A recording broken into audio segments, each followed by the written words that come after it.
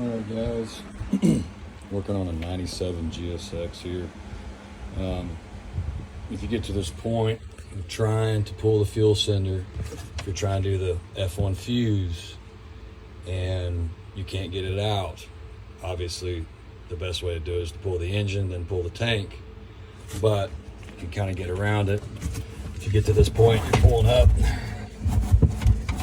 and of course you're hitting the top up here. What you want to do is undo your straps, obviously. Make sure you disconnect your oil tank here. Yep, there we go. And make sure it's not stuck, because what you're going to want to do is you're going to pull this fuel tank forward.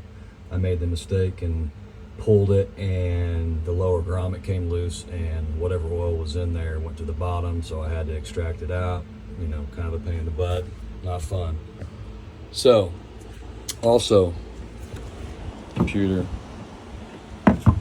get the computer out of the way, get your cables out of the way, or whatever you can, because if you pull this tank forward, it's going to hit that. Obviously try to siphon out all fuel you can, or whatever. I've got maybe a half a gallon in there so I can pick it up. So kind of show you if I can with one hand here. Obviously you can disconnect your filler line on your oil. Filler line obviously for your gas out of the way. What I do is I kind of just grab it here, pull it forward. Also too, the big thing is you're going to have to pull that steering column out of the way. You got 4 bolts and nuts, not a big deal. You can still keep your linkage connected. You probably could undo that one if you wanted to. I probably should have, but I didn't. So you're right here. You can actually use this spot to kind of pull it out. And of course, I know I just haven't found a lot of videos of anybody really showing this for the GSX. Obviously XP, a lot different, easier. But you can kind of get it up here, kind of tilt it a little bit. Oh, there went my flashlight. You can tilt that up just like this, get some leverage on it, and if you pull up on it, you'll be able to get that to come out straight out. There's a little bit of wiggle, because I'm not going to pull it all the way out because I've already got it in there. The biggest problem is if you try to go back in there at an angle, you're gonna wind up popping this cap off for the filter, the pre-filter, and then you're gonna lose your float in the tank, and it's a pain in the ass to get back out. Ask me how I know, because obviously I tried to put it at an angle with the tank farther in there, and it didn't work.